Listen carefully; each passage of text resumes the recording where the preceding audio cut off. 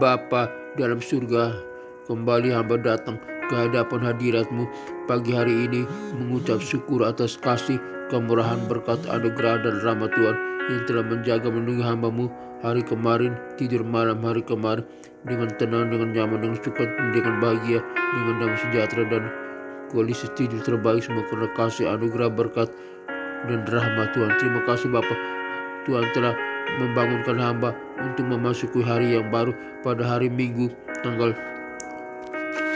2 Agustus 2026 ini, dan secara simultan umur hamba bertambah sehari lagi. Itu semua karena kasih, kemurahan, berkat, anugerah dan rahmat Tuhan. Terima kasih Bapa, dan pada hari ini hamba serahkan tubuh, jiwa dan roh hamba ke dalam tangan Tuhan. Biar apa yang hamba lakukan, ibadah yang hamba lakukan hari ini memuliakan Tuhan, mengagungkan nama Tuhan dan menyembah Tuhan dengan sepenuh hati, tubuh, jiwa dan roh hamba. Ampuni segala dosa dan salah hamba, biar hamba hidup berkenan di hadapan Tuhan. Suci kuduskan hamba Bapa. Terima kasih, hamba serahkan tubuh, jiwa dan roh hamba ke dalam tangan Tuhan. Dalam nama Tuhan Yesus Kristus, sertai dan lindungi hamba Bapa. Haleluya, haleluya, amin. Bapa kami yang ada di dalam kerajaan sorga, dikuduskanlah namamu, datanglah kerajaanmu, jadilah kehendak-Mu di bumi seperti di sorga. Berikanlah kami pada hari ini makanan kami yang secukupnya, dan ampunilah segala kesalahan kami seperti kami juga mengampuni orang yang bersalah kepada kami, dan janganlah membawa kami ke dalam pencobaan, tetapi lepaskan kami daripada yang jahat, karena Engkau-lah yang mempunyai kerajaan dan kuasa dan kemuliaan sampai selama-lamanya. Amin. Aku percaya kepada Allah Bapa yang Maha Kuasa, pencipta langit dan bumi, dan kepada Yesus Kristus, putranya yang tunggal Tuhan kita, yang dikandung daripada Roh Kudus, lahir dari anak darah Maria, yang menderita sengsara di bawah pemerintahan Pontius Pilatus, disalibkan, mati dan dikuburkan, turun ke dalam kerajaan maut, pada hari yang ketiga bangkit pula dari antara orang mati, naik ke surga, duduk di sebelah kanan Allah Bapa yang Maha Kuasa, dan dari sana Ia akan datang untuk menghakimi orang yang hidup dan yang mati. Aku percaya kepada Roh Kudus, gereja yang kudus, apostolik dan persekutuan orang kudus, pengampunan dosa, kebangkitan tubuh dan hidup yang kekal. Haleluya, haleluya, haleluya, amin.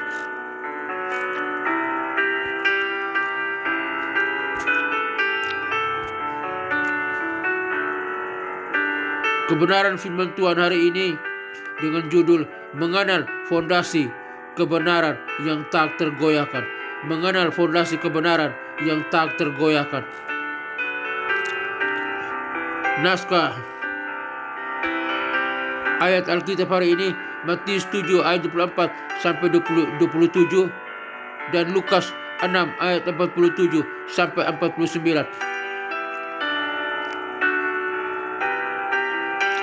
Pendekatan ekspositori analitis, pengupasan teks, eksegetis dan tematis kebenaran Allah yang mutlak. Tujuan membimbing jemaat membedakan antara sekedar pemahaman intelektual akan firman dengan hidup yang berakar kuat dalam ketaatan nyata, sehingga tahan menghadapi uji badai kehidupan. 1. Pendahuluan, paradoks, kemitraan, dan perbedaan tersembunyi. Khotbah di bukit, Sermon on the Mount dalam Matius 5 sampai Matius 7 diakhiri oleh Yesus bukan dengan salam manis, melainkan dengan peringatan yang sangat serius dan radikal. Yesus menggunakan ilustrasi dua pembangun. Jika kita mengamati kedua pembangun ini secara sekilas, ada begitu banyak kesamaan luar biasa, superficial, similarities. 1. Tujuan yang sama, keduanya sama-sama ingin membangun rumah, yakni kehidupan, keluarga, karir, dan iman. 2.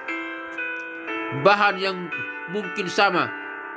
Teks tidak mencatat perbedaan cat, atap, atau kualitas tembok.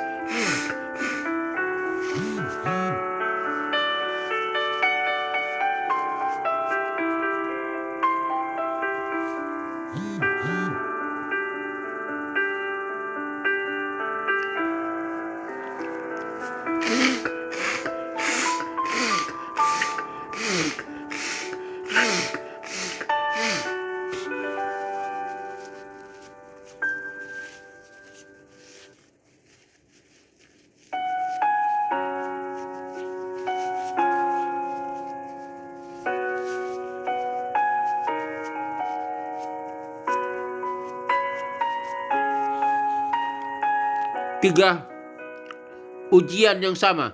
Keduanya mengalami terpaan elemen alam yang persis sama, hujan, banjir, dan angin.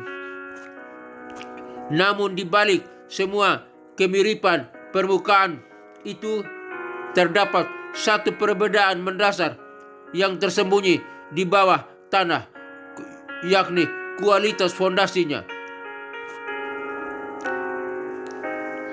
Dunia hari ini terbiasa menilai dari apa yang kelihatan di atas permukaan, pencapaian, status sosial, perawakan rohani. Tetapi Yesus mengingatkan bahwa kekekalan dan ketahanan hidup ditentukan oleh apa yang ada di bawah permukaan, yakni fondasi kebenaran di mana hidup kita didasarkan. 2. Analisis teks dan dimensi teologis eksegesis yang analitikal. Poin. Mari kita bedah secara mendalam Matius 7 ayat 24 sampai ayat 27 dan paralelnya dalam Lukas 6 ayat 47 sampai 49 melalui tiga kriteria utama. Mendengar firman, melakukan firman sama dengan rumah di atas batu karang, kokoh. Mendengar firman plus abaikan tanpa aksional sama dengan rumah di atas pasir, runtuh. 1. Anatomi fondasi. Petra versus Amos. Matius 7 ayat 24 dan ayat 26. Secara linguistik dan konteks budaya Palestina abad pertama, kata-kata yang digunakan Yesus memiliki makna teologis yang tajam. 1. Batu karang, Petra. Bukan sekadar batu kecil, Petros, tapi batu karang. Bukan Petros, bukan batu kecil, tapi batu karang. Melainkan hamparan batu cadas yang kokoh, pasif, dan terhubung langsung dengan lapisan bumi terdalam. Dalam Lukas 6 ayat 48 dikatakan, orang bijak itu menggalinya dalam-dalam. Eskapsen, kai, ebatumen, menggalinya dalam-dalam. Dimensi teologis. Petra menggambarkan Kristus dan kebenaran mutlaknya. 1 Korintus 10 ayat 4, Efesus 2 ayat 20. Membangun di atas Petra, di atas batu karang, berarti menyelaraskan seluruh struktur hidup kita dengan karakter dan firman Allah yang tidak berubah. Pasir, Amos, menggambarkan tanah permukaan, bukit pasir atau dasar lembah yang kering, wadi yang tampak padat di musim kemarau, namun berubah menjadi lumpur hidup saat musim hujan. Dimensi teologis. Pasir adalah metafora dari relativisme, hikmat manusia, opini publik, dan emosi yang berubah-ubah. Membangun di atas pasir adalah usaha membangun hidup berdasarkan apa yang populer dan nyaman, bukan apa yang benar. 2. Sintesis iman. Hubungan antara mendengar akouwa dan melakukan poieo. Yesus tidak membagi manusia menjadi orang Kristen dan ateis, melainkan antara orang bijaksana pronimos yang mendengar akouos dan melakukannya, poio orang bodoh, dua orang bodoh, moros yang mendengar aku tetapi tidak melakukannya. Poin analitis, perhatikan bahwa orang bodoh itu juga mendengar firman, dia hadir di ibadah, dia menyimak khotbah, dia memiliki pengetahuan doktrinal, teologikal, literasi. Namun, tragedi orang bodoh bukanlah ketidaktahuan, ignorance, melainkan ketidaktaatan, disobedience. Ketidaktaatan memisahkan pengetahuan intelektual dari transformasi hati. Tanpa tindakan nyata, kebenaran yang kita dengar hanya menjadi pencerahan pikiran, bukan fondasi hidup. 3. Ujian realitas fungsi badai, the hermeneutics of the storm. Matius 7 ayat 5 dan ayat 27. Kemudian turunlah hujan dan datanglah banjir. Lalu bertiuplah angin menimpa rumah itu.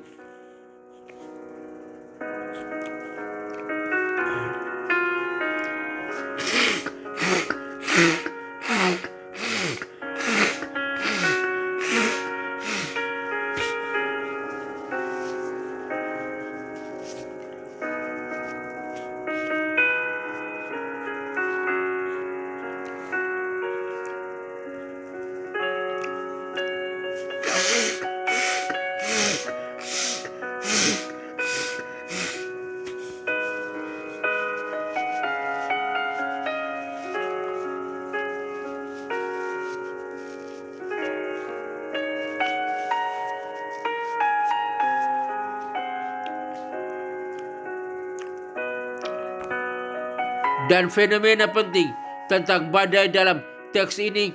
1. Badai itu pasti inescapable. Teks tidak mengatakan jika badai datang, melainkan kemudian badai datang.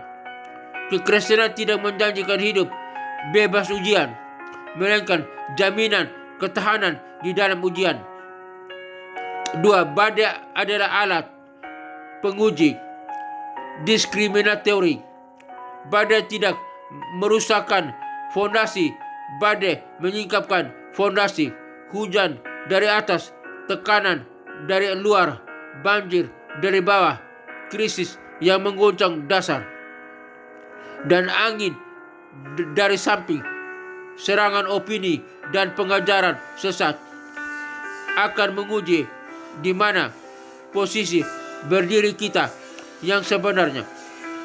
3. Relevansi teologis praktis, implikasi hidup sehari-hari. Bagaimana kita mengaplikasikan kebenaran ini secara real dalam kehidupan sehari-hari? 1. Disiplin menggali dalam-dalam, meninggalkan kerangka pikir instan. Membangun di atas pasir itu cepat, murah, dan hemat energi. Membangun di atas batu karang membutuhkan proses menggali yang melelahkan. Aplikasi praktis, jangan puas dengan kekristenan yang dangkal, sekedar hadir di gereja seminggu sekali atau membaca kutipan ayat di media sosial. Tindakan, sediakan waktu untuk eksposisi Alkitab secara pribadi. Quiet time, izinkan firman membongkar kesombongan, kebiasaan buruk, dan dosa tersembunyi. Proses menggali tanah kotor.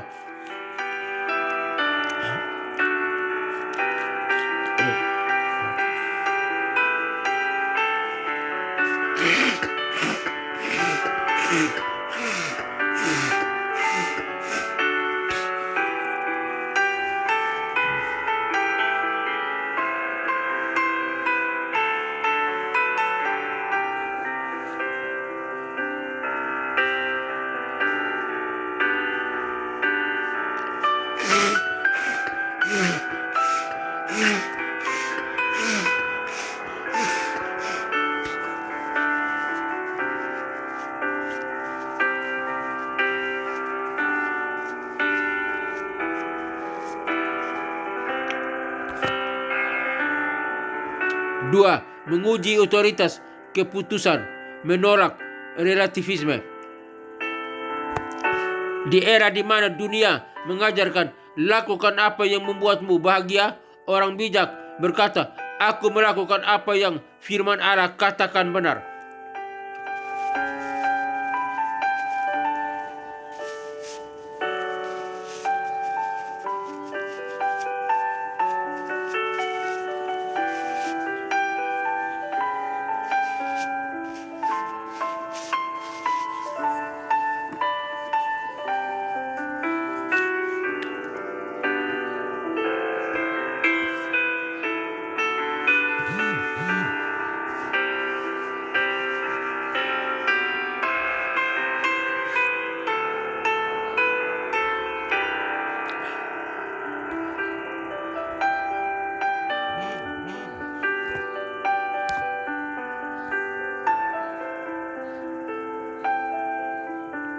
Transisi dari pengagum Yesus menjadi pengikut Yesus.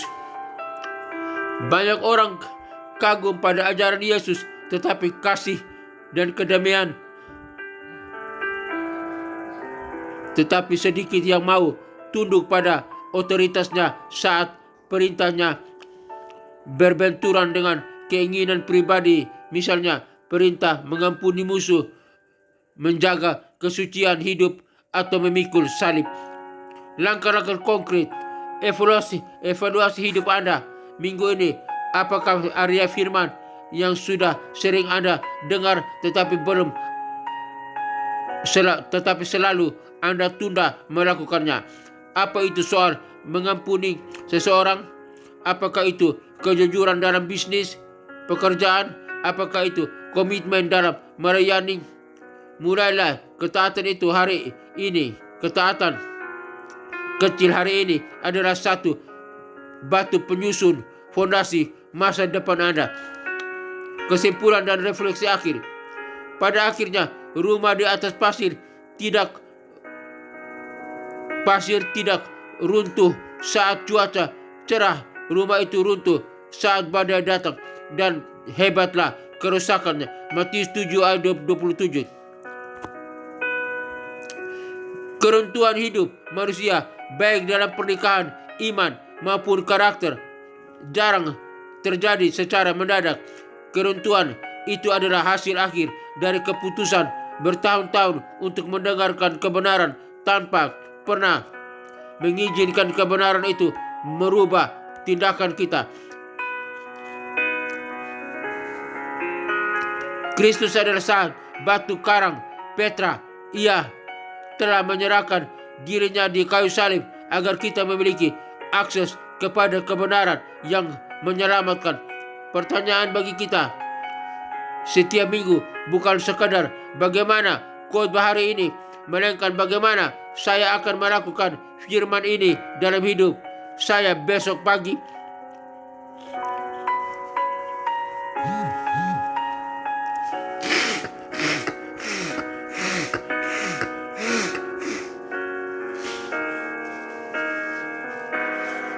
Oh Yesus.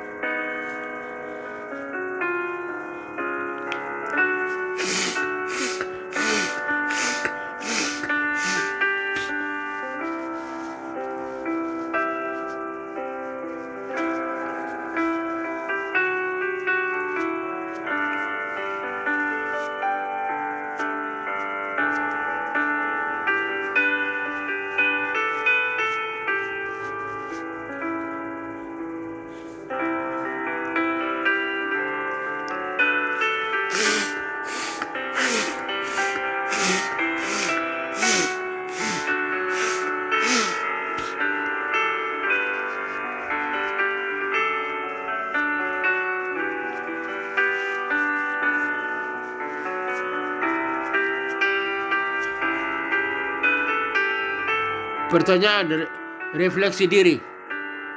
1. Area kehidupan mana dalam diri saya yang sangat ini masih dibangun di atas pasir, perasaan, gengsi, atau hikmat manusia? 2. Apa satu langkah ketaatan konkret yang Roh Kudus minta untuk saya lakukan minggu ini sebagai respon atas firman Tuhan. Doa penutup. Ya Tuhan Allah, Bapa kami yang penuh kasih, terima kasih untuk firman-Mu yang adalah kebenaran mutlak dan fondasi yang tak tergoyahkan. Ampuni kami jika kami sering menjadi pendengar firman yang penuh dan yang pelupa dan lebih memilih kenyamanan pasir dunia daripada kerja keras menggali fondasi di atas batu karang-Mu. Roh Kudus, beri kami keberanian dan kekuatan untuk tidak hanya mengagumi ajaran Kristus, tetapi mentaatinya dalam keputusan kami setiap hari. Biarlah hidup, keluarga, dan iman kami berdiri teguh memuliakan nama-Mu di tengah badai apapun. Dalam nama Tuhan Yesus Kristus, Sang Batu Karang Teguh, kami berdoa. Amin. Bapa, terima kasih untuk firman-Mu yang mengajar kami supaya membangun rumah di atas batu karang yang kokoh, yang teguh, yaitu Kristus. Dan kami mendengar firman, melakukannya. Terima kasih Tuhan. Tolong kami semua yang mendengarkan kebenaran firman Tuhan hari ini. Tolong berikan pencerahan kepada kami, biar kami menggali dalam-dalam kebenaran firman-Mu ini, agar kami dapat mengerti, kami simak, dan kami terapkan dalam kehidupan kami. Tolong kami, ampuni segala dosa dan salah kami, suci kuduskan kami, pulihkan kami, sembuhkan kami. Terima kasih Bapa, terima kasih. Hamba serahkan semua ini ke dalam tangan Tuhan. Hamba berdoa bagi bangsa negara Republik Indonesia, biar bangsa ini hidup percaya kepada Yesus Kristus sebagai Tuhan dan Juru Selamat. Agar bangsa ini diberkati, lautannya diberkati, daratannya diberkati, udaranya diberkati, hasil perikanannya diberkati, hasil pertambangannya diberkati, hasil pertaniannya diberkati. Dalam nama Tuhan Yesus Kristus, hamba berdoa. Berdoa bagi pelayanan misi penginjilan dunia, kelima benua yang ada di dunia ini, biar setiap orang boleh mendengar berita Injil, berita kabar keselamatan, berita kebenaran. Kirim para misionaris, para penginjil untuk pergi memberitakan Injil, agar setiap orang mendengar nama Yesus Kristus dan mereka boleh percaya, lutut mereka bertelut, lidah mereka mengaku bahwa Yesus Kristus adalah Tuhan yang Juru Selamat, dan mereka diselamatkan, siap melayani, beribadah kepada Allah Bapa, Putra dan Roh Kudus, Allah yang Esa, dalam nama Tuhan Yesus Kristus. Dan mereka yang diselamatkan siap bersama dengan kami umat yang percaya masuk ke dalam kerajaan sorga yang kekal. Dalam kerajaan sorga kami bersama dengan para malaikat dan orang-orang kudusnya sujud menyembah kepada Allah Bapa, Putra dan Roh Kudus, Allah yang Esa, dalam nama Yesus Kristus. Bersama dengan para malaikat dan orang-orang kudusnya dari segala zaman. Dan neraka kosong, neraka tempat tinggal setan, iblis, antek-anteknya, penguasa-penguasa di udara, roh-roh jahat di udara yang menggoda manusia, disiksa siang dan malam sampai kekal. Dalam nama Tuhan Yesus Kristus hamba berdoa. Hamba juga berdoa bagi gereja ketentraman, kedamaian bangsa-bangsa, negara-negara yang ada di dunia ini. Jika ada peperangan, Tuhan hentikan segala peperangan. Ada pertikaian, Tuhan hentikan segala pertikaian. Ada kejahatan, Tuhan hentikan segala kejahatan. Biar bangsa-bangsa aman, bangsa-bangsa tentram, damai dan sukacita, hidup percaya kepada Yesus Kristus sebagai Tuhan dan Juru Selamat. Bangsa-bangsa aman, negara-negara aman, tidak ada lagi peperangan, tidak ada lagi pertikaian, tidak ada lagi permusuhan, tidak ada lagi kejahatan. Semuanya aman, percaya kepada Yesus Kristus sebagai Tuhan dan Juru Selamat. Hamba juga berdoa bagi gereja-gereja Tuhan di mana berada, di kota-kota besar, kota-kota kecil. Tuhan berkati gereja Tuhan, berkati para pemimpin gereja, berkati para pendeta, para gembala jemaat, para majelis, para umat Tuhan, jemaat Tuhan. Tuhan berkati gereja Tuhan, diberkati oleh Tuhan. Gereja Tuhan menjadi garam dan terang dunia. Gereja Tuhan menjadi saluran berkat bagi dunia. Lewat gereja Tuhan banyak orang datang berbondong-bondong memuji, menyembah, mengagungkan Allah Bapa, Putra dan Roh Kudus, dan percaya kepada Yesus Kristus sebagai Tuhan dan Juru Selamat. Dalam nama Tuhan Yesus Kristus hamba berdoa.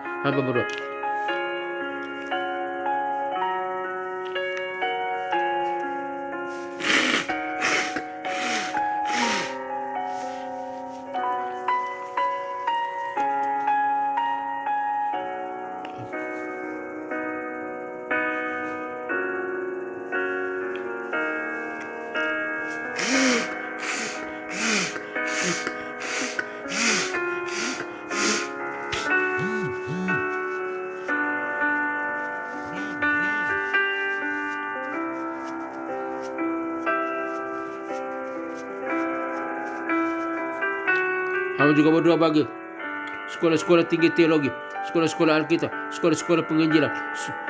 Secara khusus sama berdoa bagi sekolah tinggi teologi Ramadhan Emmanuel. Tuhan berkata sekolah tinggi teologi Ramadhan Emmanuel, biar sekolah tinggi teologi Ramadhan Emmanuel makin jaya, makin dimuliakan, makin diberkati oleh Yesus Kristus.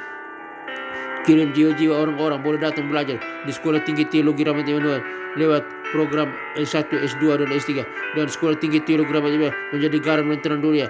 Produk akan dihasil dari sekolah tinggi teologi Ramadhan Emmanuel menjadi garam dan terang dunia, menjadi pemimpin yang ada, pemimpin yang berkualitas, pemimpin yang berkemenangan, dapat mempengaruhi dunia untuk mengenal Kristus sebagai Tuhan dan Juru Selamat. Akhirnya berdoa bagi semua kami mendengarkan siaran program ini dimanapun kami berada.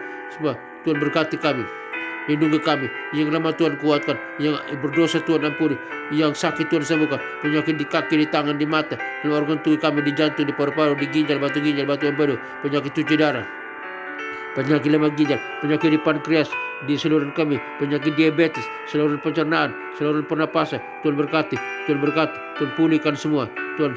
Penyakit apapun yang kami alami di pankreas, di prostat, penyakit di diabetes, penyakit saraf kejepit, penyakit demam berdarah, penyakit tekanan darah tinggi darah, penyakit kolesterol, penyakit kanker, penyakit tumor, penyakit stroke, di dalam nama Tuhan Yesus Kristus. Hai, dengan kuasa dari Yesus Kristus, segala sakit penyakit engkau lenyap. Kami perintahkan engkau keluar dari tubuh kami. Kalau tubuh kami bukan tempat kediaman sakit penyakit, tapi tubuh kami ke tempat kediaman Roh Kudus. Dan di dalam nama Tuhan Yesus Kristus, kami percaya telah disembuhkan, dipulihkan, kami sehat kembali, kami bisa berdiri dan berjalan, melakukan aktivitas, melayani, beribadah dengan leluasa, dengan bersukacita, memuji, menyembah Allah Bapa, Putra dan Roh Kudus, Allah yang Esa, dalam nama Tuhan Yesus Kristus.